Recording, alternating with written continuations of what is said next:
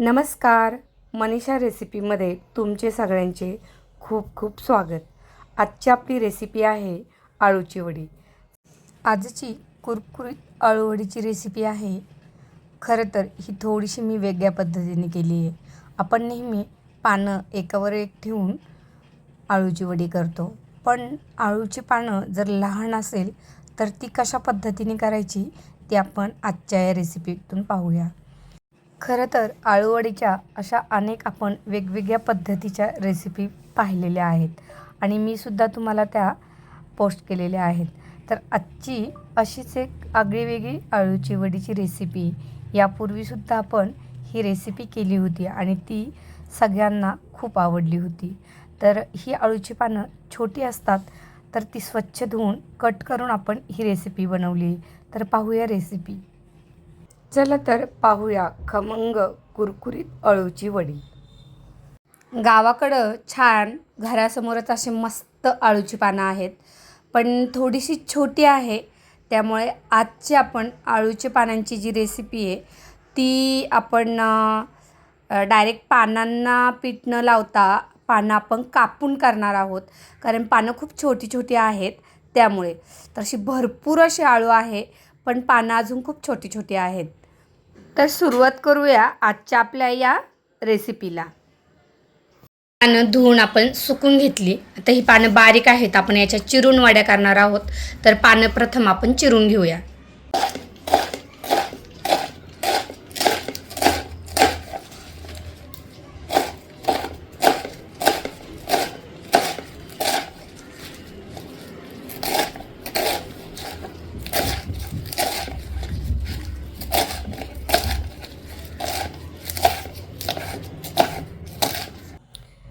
या पद्धतीने पानं बारीक कापून घेतली.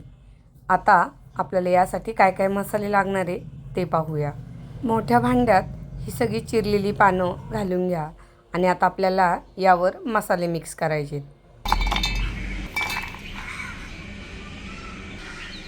हिरवी मिरची, लसूण आणि थोडंसं आलं वाटून घ्या. मध्ये घाला 1 चमचा जिरं, 1 चमचा ओवा, 1 चमचा लाल तिखट आणि 1 चमचा हळद.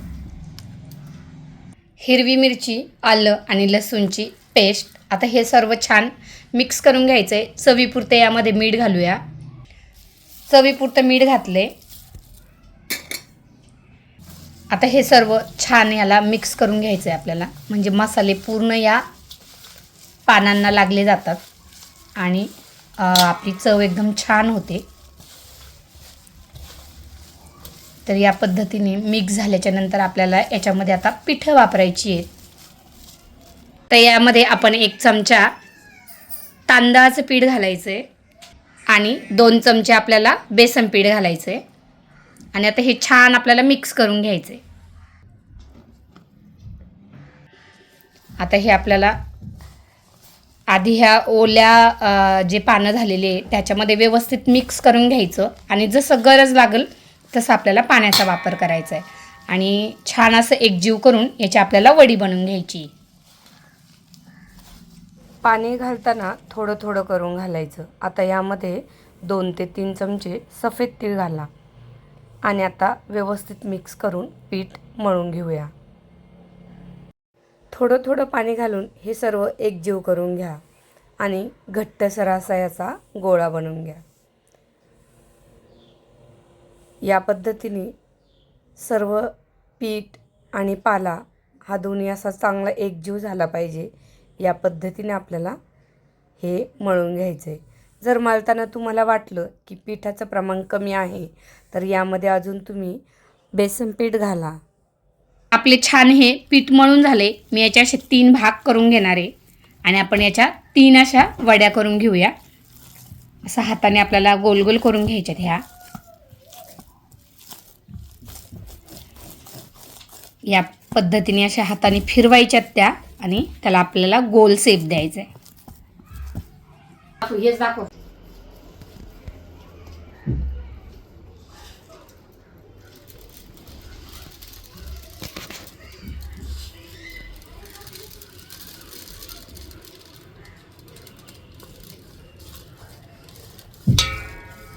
या पद्धतीने रोल करून घेतला, त्यावर भरभरून तीळ घातले आणि आपले रोल तयार झाले. आता आपल्याला हे कुकरला शिट्टी देऊन घ्यायचे. तर खाली मी डाळ लावलेली आहे आणि वरती असे वड्या लावून घेतलेल्या आहेत. डाळ आणि तांदूळ लावून 3 शिट्ट्या करून घेतल्या, त्यामध्ये आपल्या वड्या एकदम छान शिजल्या जातात. आता या थंड करून घ्यायच्यात आणि नंतर त्याला गोल गोल कापून या डीप फ्राय किंवा शॅडो फ्राय तुम्ही तुमच्या आवडीप्रमाणे करू शकता. आता पातळ वड्या कापून घ्या. तर काही वड्या मी डीप फ्राय केल्या आणि काही वड्या अशा तव्यावरती थोडंसं तेल टाकून शॅडो फ्राय केल्या. तर तुम्ही दोन्ही पद्धतीने या वड्या तळून घेऊ शकता. जर तुम्हाला तेलाचा कमी वापर करायचा असेल तर तुम्ही या पद्धतीने तळून घ्या. आणि जर तुम्हाला एकदम वडी जास्त कुरकुरीत हवी असेल तर ती पूर्ण डीप फ्राय करून घ्या. त्यामुळे तिचा कुरकुरीतपणा अजून जास्त पटीने वाढला जातो आणि अशी खूपच टेस्टी अशी ही आळूची वडी आपली तयार आहे. तर अशा पद्धतीने एकदम सोप्या पद्धतीने मी ही आळूवडीची रेसिपी तुम्हाला सांगितली आहे. या वड्या तुम्ही अशा स्नॅक्स म्हणून खाऊ शकता किंवा वरण भाताबरोबर तोंडी लावण्यासाठी किंवा तुम्ही टोमॅटो सॉसबरोबर ही वडी खाल्ली तरीसुद्धा खूप टेस्टी लागते. तर मी तर अशी गरम गरम चहासोबत खायला मला फार आवडते. तर आपल्या अशा खमंग आळूवड्या तयार झाल्या आहेत. तर मैत्रिणींनो, तुम्हाला ही रेसिपी कशी वाटली नक्की कमेंट करून सांगा.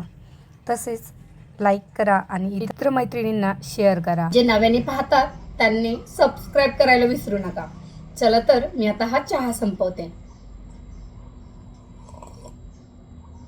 लाईक, शेअर अँड सबस्क्राईब आणि पूर्ण रेसिपी पाहिल्याबद्दल सगळ्यांचे मनापासून धन्यवाद.